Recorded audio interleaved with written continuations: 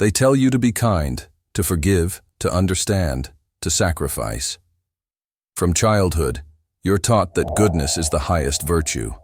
Help others, share, turn the other cheek. And when you do, something strange happens. The world doesn't reward you, it punishes you. The kind teacher works overtime for a system that underpays and overburdens her. The empathetic friend becomes the emotional sponge for everyone else's pain, but no one asks how she's doing. The whistleblower, who risks everything for truth, is exiled, ridiculed, or destroyed. So here's the paradox. If goodness is so sacred, why are the good so often abandoned? We glorify kindness in our stories. We worship saints, admire selflessness, and preach compassion. But in practice, society devours the good. It exploits their loyalty, weaponizes their empathy, and celebrates them only once they're broken. It's as if goodness isn't a virtue, but a liability. Not because kindness is wrong, but because of how the world is structured to use it, to use you. The more you give, the more you're expected to give. The more you forgive, the more you're hurt again. And every time you say yes, every time you silence your own needs to help someone else, you're rewarded not with dignity, but with disappearance. Why? Because in a world driven by control, endless goodness is compliance in disguise. The kind becomes predictable, easy to manipulate. They won't fight back. They won't say no. They'll bend until they break, and even then they'll apologize for snapping.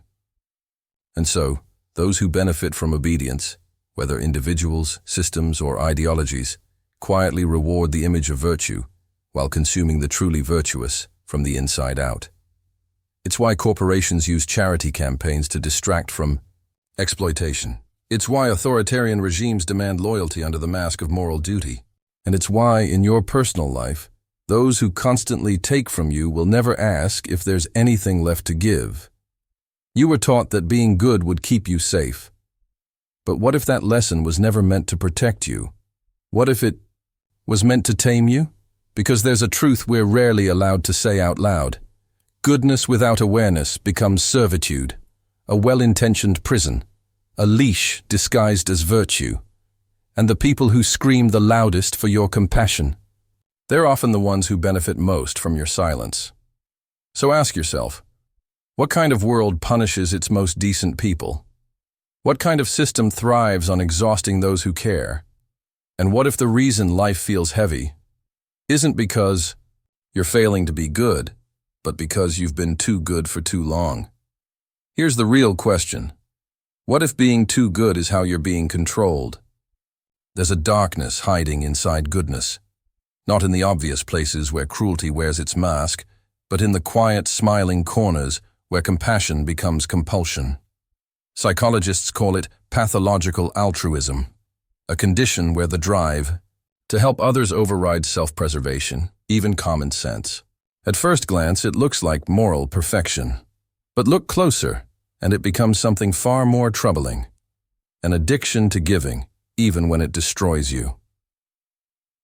Barbara Oakley, one of the first to bring this concept into the mainstream, described how empathy, when unchecked, can lead to burnout, despair, and even damage to the very people you're trying to help. Not because the intent is wrong, but because the boundaries are gone. Take the nurse who stays through double shifts, skipping meals, hiding exhaustion behind a tight smile. Her body breaks down. Her spirit fades, but she keeps going, not out of strength, but because she doesn't know how to stop. Or the activist who fights endlessly for a cause, losing sleep, friendships, and mental health, believing that if they just suffer enough, the world might change. They wear their pain like a badge, while the system they oppose stays untouched. These aren't stories of heroism, they're warnings, because somewhere along the way, helping became harmful. Kindness became compulsive. And the identity of the good one became a trap. This pattern often begins early. In homes ruled by dysfunction, children quickly learn that their survival depends on pleasing others. The child of a narcissistic parent is trained like an emotional contortionist, praised when obedient, punished for autonomy. They become hypersensitive to needs that aren't theirs. They anticipate emotions before they're spoken. They learn that to be loved, they must disappear. And this training doesn't vanish with age. It mutates. These children grow into adults who feel responsible for everyone else's feelings. They say yes when they want to say no. They apologize for taking up space. They choose partners, jobs, and lives that recreate the same power dynamic, give until empty, and call it love. But this isn't love. It's survival masquerading as virtue, and predators, both personal and institutional, see it clearly. They recognize the helper who doesn't complain, the employee who won't push back, the citizen who will sacrifice quietly for the greater good, never asking who defines that good. And they exploit it. Because pathological altruism isn't just a personal wound, it's a social tool. Systems don't run on cruelty alone. They run on the fuel of people who won't stop helping, even when it's killing them. The obedient worker, the self-sacrificing mother, the loyal soldier, the compliant citizen. They uphold the structure, not because they're weak, but because they've been convinced that suffering is noble and questioning is selfish. It's a haunting inversion.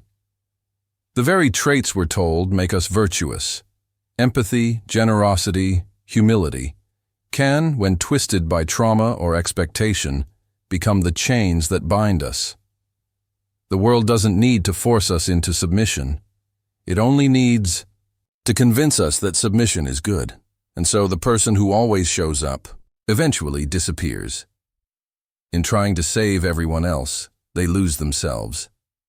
This is the quiet tragedy of pathological altruism. It doesn't scream. It doesn't demand attention. It fades in the name of virtue. But behind every burned-out nurse, every overextended caregiver, every child who became a mirror for others, there's a deeper question. Who taught you that your pain was the price of being good? And more importantly, what happens when you stop paying it? This is where goodness begins to fracture, where the moral becomes psychological and the personal becomes political. Because if kindness can be weaponized, then how many of us have been taught to carry the blade without even realizing it? There's a quiet genius in how power maintains itself. Not through brute force alone, but through something far more elegant, moral conditioning. The most effective control doesn't come from shackles or threats. It comes when people believe that their obedience is a virtue, when submission isn't demanded but celebrated, when being good means doing exactly what is expected of you, even to your own detriment. Michel Foucault called it biopower, a system of managing populations not by punishing rebellion, but by shaping behavior from the inside. Through laws, education, religion, and culture, society builds a moral architecture, and at the heart of that architecture is an ideal citizen, compliant, industrious, and endlessly self-correcting. But who decides what is moral?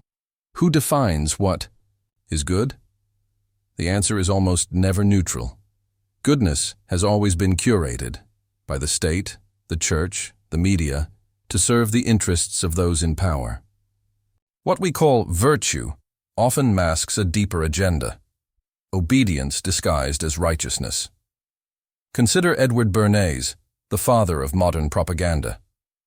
He understood that controlling people's desires and beliefs was far more powerful than censoring them. His techniques weren't about silencing voices, they were about guiding them. Make the public believe a behavior is good, and they'll enforce it themselves. Throughout history, this strategy has played out again and again. In wartime, dissenting soldiers aren't just punished. They're shamed as cowards, traitors to the collective. Meanwhile, those who follow orders, even immoral ones, are hailed as heroes. The narrative is clear. Obedience is loyalty. Disobedience is sin. In the workplace, the employee who overworks, who never questions the rules, who sacrifices weekends and health, is praised as a model worker. Promotions, plaques, and empty gratitude reinforce a dangerous message. Burnout is a badge of honor. In many religious traditions, martyrdom is exalted. To suffer silently, to give without question, to love your enemy, these are sacred acts. But too often, these ideals teach people to tolerate abuse, stay in harmful systems, and never fight back. They sanctify submission. And in politics, morality becomes a weapon. Questioning authority is framed as selfishness. Protest is painted as chaos. The good citizen is the quiet one, the one who votes but never revolts. This isn't a conspiracy theory. It's a pattern, because when you convince people that goodness means endurance, forgiveness, and silence, you don't need to use force. They will regulate themselves. They will shame the rebel. They will praise the sufferer. They will uphold the very systems that exploit them, believing they're doing the right thing. And it works especially well on those already predisposed to self-sacrifice. The kind, the empathetic, the helpers.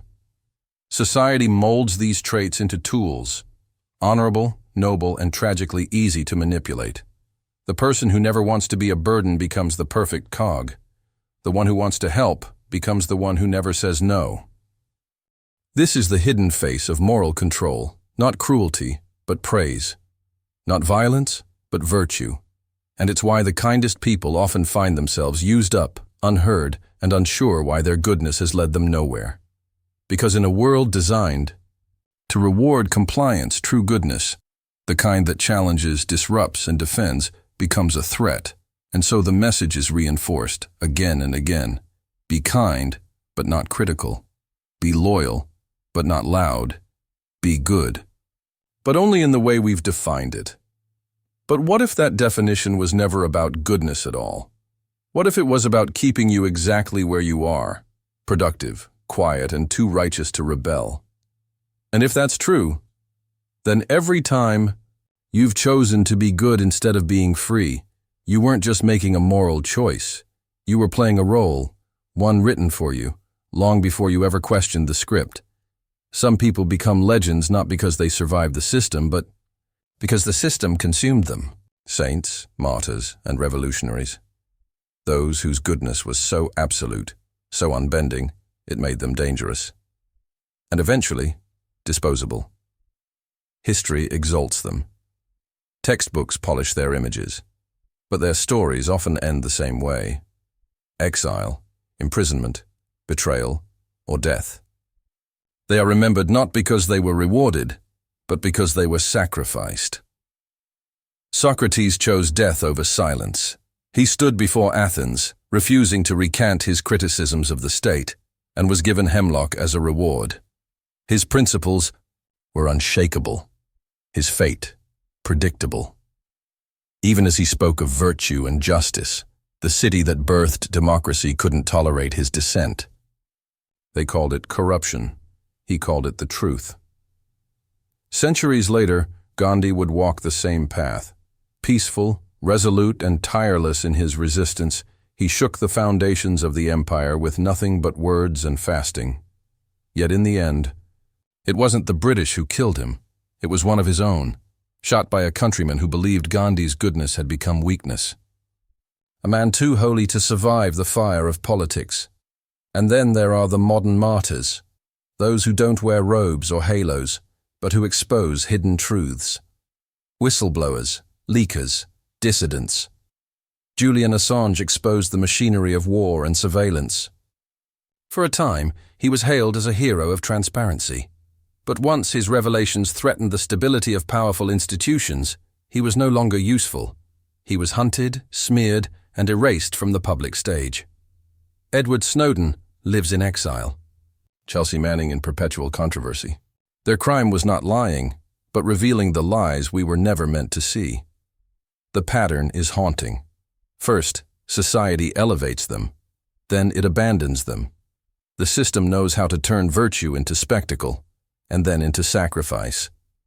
But what makes these figures so tragic isn't just their downfall. It's their belief in the very ideals that ultimately betrayed them. They believed in truth, in justice, in the moral integrity of people and institutions. They weren't playing a game, they were living a code, and that made them profoundly vulnerable. Because while they were guided by principle, the forces around them moved by power. Some say their downfall was inevitable, that idealists are always doomed in a world run by pragmatists. Others argue it was engineered, that these individuals were not just casualties of conscience, but targets, neutralized precisely because they dared to live out values others only pretend to hold. And perhaps the most painful irony is this: their stories are often recycled by the very systems that crush them. Their names are invoked as symbols of courage and sacrifice, while new dissidents are silenced in their honor. The ritual continues. Praise the dead idealist. Punish the living one. This is where goodness without strategy leads, not to victory, but to martyrdom. Not because they were wrong, but because they were alone. Misplaced trust in moral systems that reward loyalty over truth, in crowds that cheer until it's inconvenient, in ideals that shine brightest just before they burn. Out! So we must ask, in a world like this, is it noble to be a martyr? Or is it just another form of being used? Some people walk into a room and instinctively scan for who needs help. They read the tension in others' shoulders, the tremble in a voice, the weight behind a smile. These people, the deeply empathic, the morally driven, often see themselves as healers, fixers, peacemakers. But in the wrong hands, that light becomes bait, because predators don't always hide in the dark. Sometimes they come dressed in charm, wrapped in validation, echoing every dream you ever whispered in the dark. Narcissists, manipulators, emotional con artists, they don't choose their victims randomly. They look for those who will excuse the first red flag, rationalize the second, and take responsibility for the third. The people pleaser, the caregiver. The one who learned early on that love must be earned through self-sacrifice. This is the narcissist's favorite victim, not because they are weak, but because they are good. And goodness, in a twisted dynamic, becomes a weapon turned inward. Codependency is the invisible thread that binds the two. One craves control, the other craves connection. The narcissist thrives on admiration, while the empath gives it freely, believing love can soften cruelty, that kindness can heal dysfunction. But this isn't a relationship, it's a performance. One actor draws the spotlight, the other stays backstage, quietly bleeding. This pattern isn't always romantic. It shows up in friendships, workplaces, even families, especially families, where children raised under emotional neglect or conditional love become hyper-attuned to others' needs, trained to keep peace at all costs, even if it means betraying themselves. They become adults who can't say no, who apologize for existing, who interpret mistreatment as a test they need to pass. In this dynamic, the narcissist pushes boundaries, and the empath moves the line, again and again. Until one day, there is no self left to protect, only roles. The rescuer, the redeemer, the forgiver, the invisible. And when the damage is finally visible, when the gaslighting becomes too blatant to ignore, when the silence grows louder than the words, the realization cuts deep. They were chosen not despite their goodness, but because of it. Trauma. Bonding complicates everything. It's the chemical cocktail of fear and intimacy, of abuse followed by affection, creating a loop that feels like love, but tastes like poison. The more you endure, the harder it is to leave. Because to walk away means admitting that your best, your loyalty, your patience, your compassion, was never enough to change them. That's a grief few are prepared to face. The need to be good, to be noble, to be endlessly understanding. It opens a window in the middle of a storm. and through it comes not fresh air, but chaos. This section is not about blaming the victim. It's about revealing the mechanics of emotional exploitation. How predators don't need force when they can use empathy like a key. How being too good without boundaries isn't virtue, it's vulnerability. And unless we learn to distinguish love from loyalty, empathy from self-erasure, we remain open to those who see our light not as something to honor, but as something to drain. Because in a world full of wolves in sheep's clothing, sometimes the most dangerous thing is not knowing how to close the window. Throughout history, the battlefield has rarely been between good and evil in the way children's books would have us believe. The true war, the ancient ongoing one, is between virtue and power. On one side stands the idealist, the philosopher, the reformer, the moral visionary. Armed with principle, they believe in truth, in justice, in the inherent nobility of the human spirit.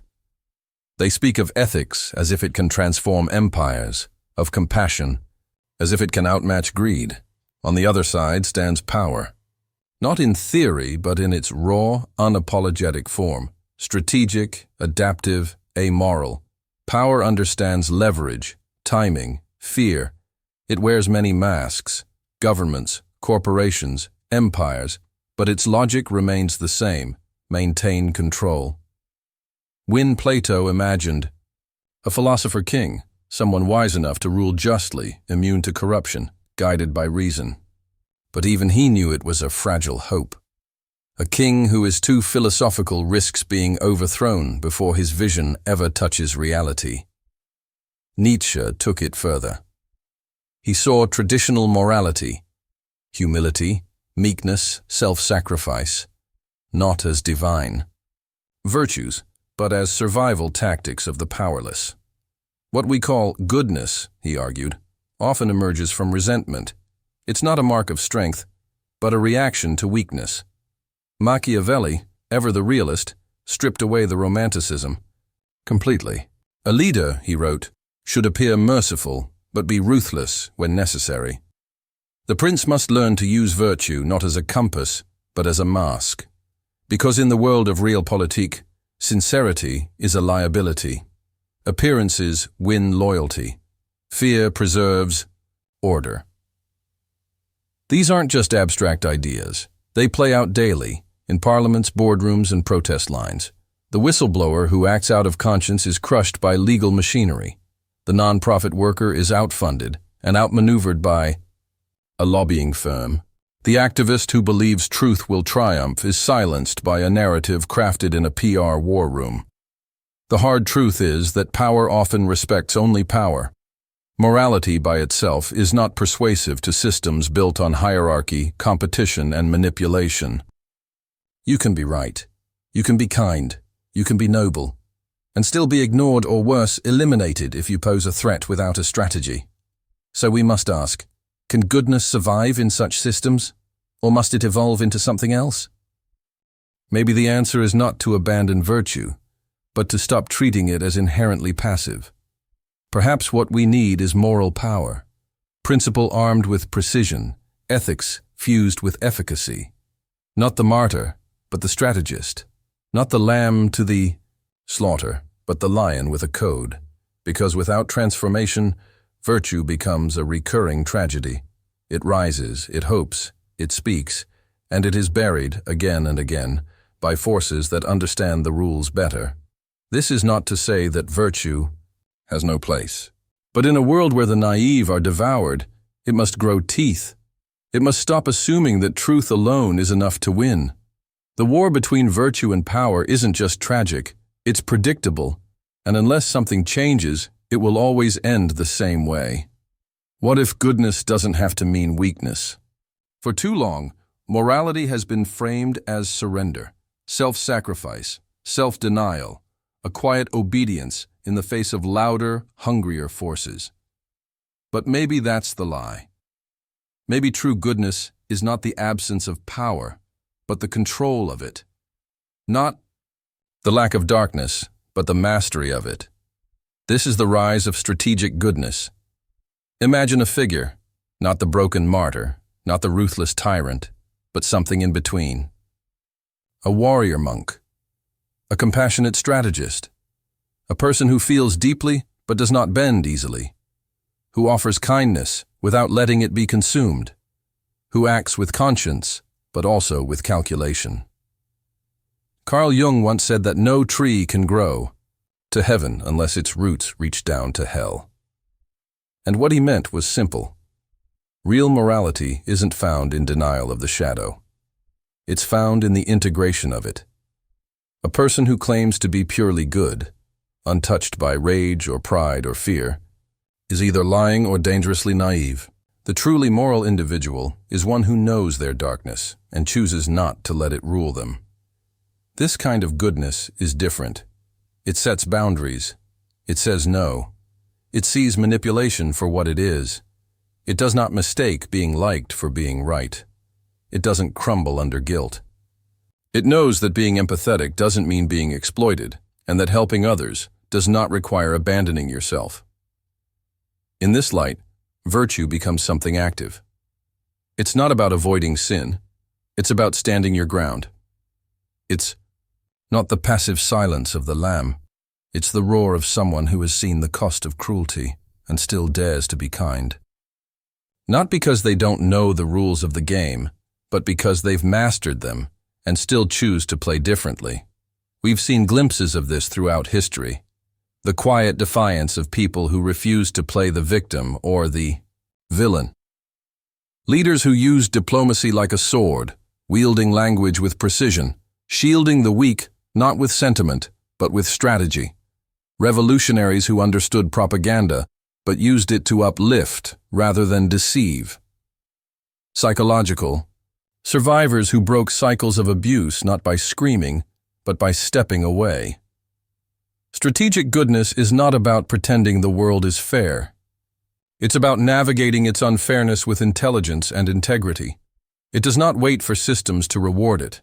It builds its own systems, or learns how to bend existing ones without breaking its soul. This is not a call to become ruthless. It is a call to stop being defenseless, to stop mistaking compliance for compassion, to realize that you can be good and still be sharp, that your empathy can be informed by discernment, that your kindness can come with teeth. This isn't a rejection of virtue. It's its evolution, because if goodness is ever to survive in a world addicted to power, it must stop being naive. It must become aware, focused, strategic. Not a victim of darkness, but a light forged in it. In a world that rewards performance over principle, convenience over conscience, goodness becomes an act of rebellion. Not the soft, sentimental kind of goodness that folds under pressure, but a grounded, ferocious kind of good. The kind that refuses to look away. The kind that sees cruelty dressed as pragmatism and dares to say, no more. They've told you that to be good is to follow the rules. But what happens when the rules are written by those who profit from your silence? What happens when obedience feeds the very machine that exploits your compassion? In that moment, real goodness no longer looks like compliance. It looks like resistance. Viktor Frankl, imprisoned in a Nazi concentration camp, discovered something terrifying and beautiful, that even when stripped of everything, a person can still choose their attitude. They can still choose dignity. 20. The face of dehumanization, goodness survived, not as a luxury, but as an inner rebellion. Simone Weil, the mystic and philosopher, once said that to be truly moral is to pay attention. Deep, painful attention, not just to ideals, but to suffering. She understood that the world is designed to distract you from caring too much, that numbness is a form of control, and that in a society addicted to speed and surface, the act of caring deeply becomes radical. This is where the paradigm flips. You've been told your sensitivity is a weakness, your empathy a liability, that your refusal to harden means you'll never survive. But they lied. Because your softness, when forged in awareness, becomes unbreakable. Your refusal to hate when paired with clarity becomes revolutionary. You become someone who cannot be manipulated by shame, guilt, or fear, because your goodness is no longer performative. It's chosen, and this is what terrifies power the most. You see, they don't want you to be truly good. They want you to be obedient. They want you moral enough to police yourself, but not awake enough to question the orders. They want you kind, but only to your own detriment. They want you loyal, but only to their systems. But if you dare to be good on your own terms, intelligent, aware, unafraid, then you become ungovernable. True goodness, then, is not passive. It's poetic defiance. It's the teacher who refuses to lie to children about the world. It's the doctor who questions profit-driven medicine. It's the whistleblower who risks their life to expose the truth. It's the artist who speaks the unspeakable. The citizen who stands alone in a crowd and says, "I do not consent." In a world built on illusion, to see clearly is already dangerous. But to see clearly and still choose love, that's a revolution. So no, goodness is not weak. It's not naive. It's the final frontier of freedom, the last thing they can't control. Not because it lacks power, but because it chooses when to use it. When goodness becomes conscious, when it carries discernment and discipline, it cannot be hijacked. It cannot be guilted. It cannot be bought. And in that moment, you stop being a pawn. You become a mirror, a storm, a signal that the age of quiet compliance is over. Because in the end, it's not the ruthless who will change the world. It's the good, who finally learned to stop apologizing for it.